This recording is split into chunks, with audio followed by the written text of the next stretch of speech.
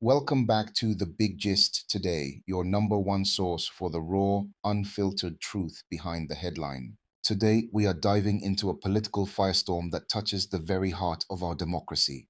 The veteran actor, legal powerhouse, and outspoken political commentator, Dr. Kenneth Okonkwo, is not holding back. He is officially putting the Senate leadership on blast. Specifically, he's challenging Senate President Godswill Akpabio over the controversial handling of the Electoral Act and the discretionary electronic transmission of results. Is our voting system being upgraded or sabotaged? Okonkwo has some hard-hitting answers that you cannot afford to miss. Let's get into the gist. Why you must watch to the end, don't click away. Here are 3 reasons why this interview is a game changer. The legal loophole exposed. Kenneth Okonkwo breaks down exactly how the current law allows for manual manipulation despite the digital hype of the BVAS. You'll learn the difference between what they say and what the law actually permits. The Akpabio critique. Here are the specific reasons why Okonkwo believes the Senate president's recent stance is a threat to the 2027 elections. This isn't just politics, it's a masterclass in legislative accountability. The way forward. Stick around until the final minutes where Okonkwo reveals the red line, what Nigerians must demand now to ensure their next vote actually counts. Before we roll the full footage, do us a quick favor, subscribe, hit that red button, and turn on the notification bell. We bring you these exclusive insights every single day, and you don't want to be the last to know. Share. Knowledge is power. Share this video on WhatsApp, Facebook, and X Twitter. Let's get every Nigerian talking about the integrity of our votes. Comment, what do you think? Is Kenneth Okonkwo right to fault the Senate president? Drop your thoughts below. We'll be hearting the best comments and get into the heat of the interview. Well, let's say that it's pathetic, it's depressing, and very irritating that the Senate president, that is the first amongst equal, is just a senator, that his own colleagues chose to preside over them, will unilaterally, in cahoot with some of his gang in the National Senate, try to cunningly and surreptitiously overrule the entire Senate. Now, let us even say the whole idea of Electoral Act 2022 was to introduce technology and electronic transmission of results. That is the whole reason for it. If you recall, President Buhari, the first time they amended the act without putting the provision for the electronic transfer, he refused to assent to it until they put that provision. So the issue here is that there is an outcry that after the election of 2023 and the petition and the determination of the issue by the Supreme Court, people are no longer sure whether it is mandatory or discretionary on INEC to electronically transmit. And the Supreme Court noted that. Of course, I disagree that it was not mandatory. It was mandatory in Electoral Act 2022.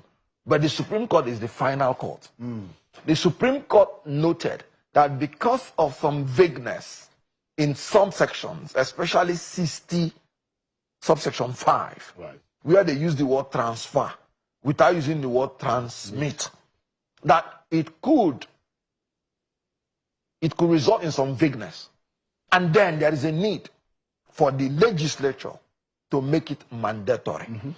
Let me tell you the beautiful, notable pronouncement by Abba Aji, Justice of the Supreme Court, as he still is. He said, modernity and technology stare us in the face, and we cannot turn back the hand of time. He said to go against the use of technology and electronic transmission and transfer of election results in this high-tech era and period is to be an enemy of democracy, and to stick to the vicious cycle of election rigging, manipulation, falsification, and subterfuge. This is the pronouncement of Abahaji, Justice of the Supreme Court. And he went further to plead with the legislature that they should amend this. Is it the 2023? 2023 Okay. article versus INEC. Okay. Number 2, 2023. Okay. 19 Nigeria Weekly Law Report, part 1917. Right. 761 at page 876. All right.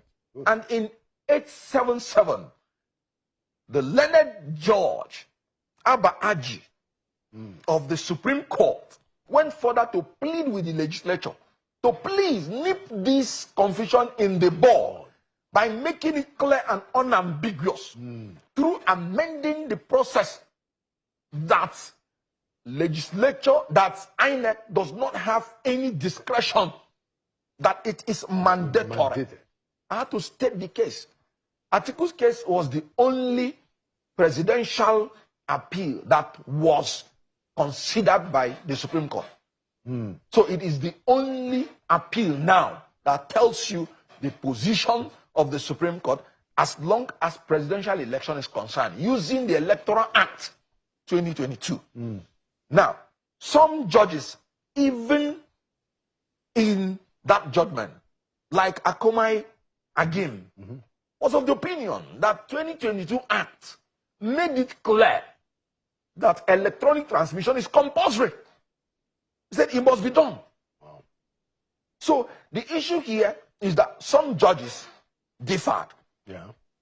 But the issue here is this. Why would the legislature prevaricate on an issue that the Supreme Court had told you that it encourages electoral rigging, manipulation, and makes you an enemy of democracy? What it means is that Senator Godswill Akpabio has become an enemy of democracy and is sticking to the vicious cycle of election rigging, manipulation, falsification, and subterfuge by trying to maintain the same provision that Supreme Court told you that if you do, you are an enemy of democracy. That man is an enemy of democracy and should be removed if he doesn't resign. Wow. Well, I mean, it is quite a very serious matter, because I had a conversation with Mr. Clement Okonkwo, the day right after, and he said to me that, look, he is the executive director of Policy and Legal Advocacy Center, and they've been working with the National Assembly, behind the scene, even trying to facilitate some of the retreats. And he said that at all the retreats held in Lagos and other parts of the country, members, each of the houses, they have their electoral committee members. As a matter of fact, Senator Lalong, who was the DG for APC presidential election in 2023, was the chairman of the Senate Electoral Committee, and they all endorsed. This idea. Yeah, mandatory transmission. So Absolutely. That is why many Nigerians, are quite outraged. It is unbelievable. So the next question I'd like to ask you is that, Yes. I know that, I don't know whether you are quite a politician, you are a new breed of politician. How is it possible, Yes. Ken, Yes. that the Senate President can have that kind, let's even forget the audacity, but how can he prevail when the Committee of Senate had recommended something that is different? How does that even happen?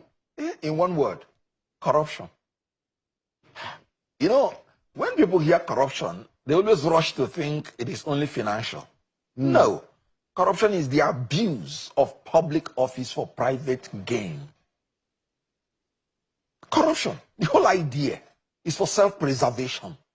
The whole idea is that they know they've lost the support of the Nigerian people.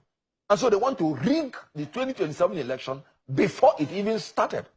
Look at shifting the notice, the time INEC will give notice. By half. No, what sense does it make? You know why? Because if they conduct their primary earlier, people who will be dissatisfied because they are going to implode will have the opportunity to find alternatives before the time. personal gain. So they want to cut everything in order to make sure that they survive. Private gain. So this is simply corruption. And if you witnessed the proceeding of the House, you saw the way he just told somebody, move a motion, another second. Those in support say, look, if you have been in such parliament, and I'm telling you the truth, at times people will be just discussing because they know what they have already agreed on.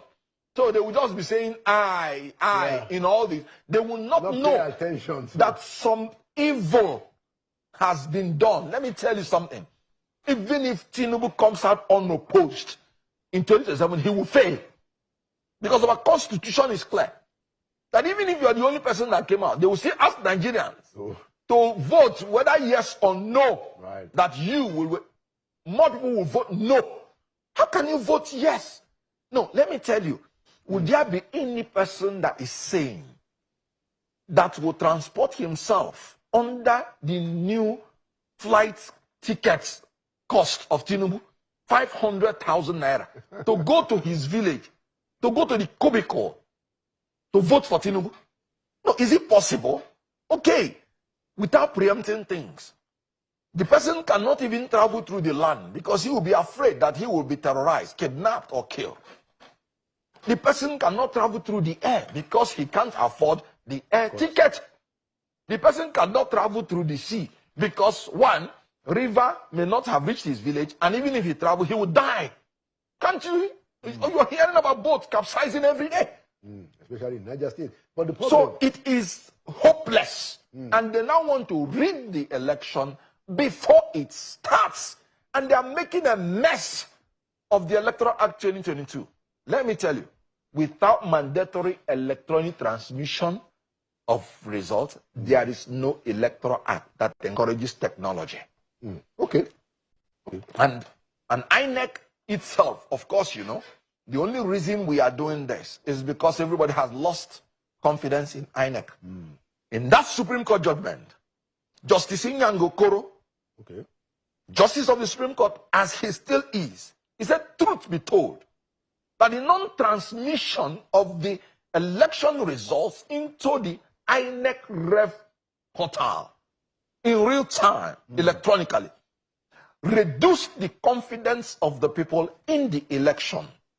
And so what it means is that even the Supreme Court has understood that people lost confidence in that election because this was not electronically transmitted. And there is a Senate President, because the legislature is the foundation of democracy, is the gatekeeper of democracy. The reason America is still standing today is because of the legislature that has refused to be compromised. And you have a Senate President who wants to rig election, who wants to manipulate election by Supreme Court's own submission, who wants Nigerians to lose confidence in the election. Because the Supreme Court has told you that the best way to make sure that the people have confidence in the election is immediately you finish in the polling unit, let them see their result in their own phone. And let me tell you, when people are debating, the legislature should better have an interpretative clause to every word they use. I told you that, in my own opinion, there were substantial provisions that made it mandatory for INEC to transfer and transmit. Section 62, good. Section 62, verse 2. Section 62, subsection 2, is very clear. He said, INEC shall compile, maintain, and update on a continuous basis a register of election results, to be known as National Electronic Register of Election Results, which shall be a distinct database and a repository of polling unit by polling unit results, including collated results of any election organized by INEC. And they should maintain the electronic copy at their headquarters. What else do you need? That's what the law says. Even Section 62. Now, the Supreme Court now picked Section 62(1) and said this represents the manual transfer. And Section 62(2), which is the completion of the electronic transfer, you said no, it is post-election process. No. The interpretative canon of the law is that you interpret a section jointly, holistically, politically, not taking one subsection. One section is one section.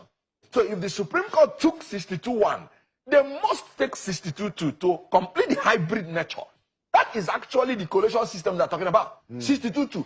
And they said on a continuous basis. Do you know what that means? Immediately you finish the election, transmit the polling unit. And each collation you finish, you transmit. So each level of collation is using that data, which they said repository of election result, to be used to guide you. Okay, you know, but then, because of that nebulosity, that confusion, there is nothing wrong in the legislature confirming it by amending it so that it will leave nobody in doubt. All right, good. Let's move on, because I wanted to also talk about a few other things, you know, and our time is fast, you know, going very fast. The issue of insecurity persists. But something happened in this country on Christmas Day. You had the U.S. president, the U.S. government, you know, launch a series of Tomahawk missiles, I think about 12, you know, in southwest Nigeria. Northwest. Northwest. In northwest Nigeria, specifically Sokoto. So, since then also, you've had the Americans, you know, send us some equipment that they can help our intelligence. And then this last week, the Americans also sent a small team of military generals, military officials. Now, I want to ask you, Ken, how do you interpret this? Because I think that, hey, if you need help, you need help, you know. But I'd like to hear, what's your perspective? My perspective, first and foremost, is that it is the colossal failure and admission of failure that Tinubu's government is incapable of protecting the lives and property of Nigerians. This is the first time in the history of this nation that a government will say they invited a foreign government to bomb our country. And do you know the most annoying thing that is making me to even want to cry? We heard about this bombing from America, not from Nigeria. Although they confirmed it. But he said that's what we heard. You're right. And I'm telling you, if we have not heard, they may not even have told you. Oh, wow. It's a shame. Everything that is happening, the troops are so called, we heard it from Americans. So can you imagine such thing as sensitive as the security of the people? And a foreign country is performing the acts in Nigeria, and we are hearing it from a foreign country. So it's a total mess. We need help. Yes, we do. Because life has no duplicate. Since January 1, what we have been hearing is stories of tears and blood. Kwara State, that used to be very peaceful before Tinubu came in, Kwara State is now under siege. That terrorists go out to tell people convert or be killed. That terrorists send letter beforehand. The village head will alert the security operatives, and nothing will be done until they are massacred. The only achievement Tinubu has made in security is to send verbal condolence messages and to speak empty words. That's the security objective will do, the security agency, nothing else. I'm sorry to tell you that it will still happen again. But okay. I want to tell you, the last time I was talking with you, last 2 years or thereabout, I told you these governments will fail. And the reason is this: they know the solution. But because of their own self-preservation, they don't want to cure it. Simple. State police. I remember I told you that 4 years you will see this state police will not come. You said you will be shocked. Because then they were saying they will soon do it, they will soon do it. The first year they came in, I said, look, first year is 25% of the government. Yeah. Now it's 75%. We're approaching the third year. Have you seen state police? That is why it will happen again. We have about 923,000 square kilometers of land in Nigeria. Look at how many we have in our security forces. Do you think that even when they are well equipped and well motivated, they will be able to oversee all? America, with its sophistication in technology, they have federal police, they have state police, they have community police. Yeah. Every university has its own police system. Why don't we have the same thing in Nigeria? You want to monopolize all the forces so that you can use them to intimidate and manipulate the system for your self-preservation. That is all. So, unfortunately, do you know the annoying thing? In Tinubu's regime, people are killed not only by human terrorists, but by even animals. A young lady, rising star, if the lady with the golden voice, a snake beats her. Are you going to hold the president? Absolutely. They went to all the medical centers and all the hospitals. Anti-snake venom was not there. Johesu, 90 days have been on strike. And this is the government that is borrowing all this money, that has stopped fuel subsidy, and the health system has collapsed. If that health system was working, that lady would be alive. I can't remember the last time I heard that snake bite killed somebody. But look at this rising star. But have you not noticed that one young lady that was the best nurse 2025, Chinemerem Chimeziem, died? One chance, people. Security coming to in FCT. Security, rising star. Why is it that you saw how the treasurer, former treasurer of MBA, a lady, Ngabo, princess, died? One chance. Why is it that it is rising stars that are being killed in Tinubu's regime? Why is it that it is women and children that are dying? Any government that is evil has a way of killing women and children. The World Bank report, no, the United Nations report, you said Nigeria has now the highest maternal mortality rate. 1 out of every 100 women that give birth dies. That same instrument that is the channel of joy has become channel of tears in Nigeria. 56% of the women give birth at home because they can't afford hospital. They can't afford transportation. 35% of the people, 35 million, are now in abject poverty. They can't afford food.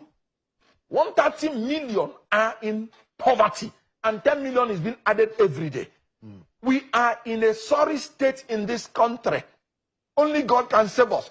And that is why we must have to make sure that everything about the election is straightened out, all the amendments, so that Nigerians will choose whether to continue in this abject misery, poverty, or degradation of their lives, or choose a new life. Thank you so much for coming to Inside Sources. Thank you for your voice.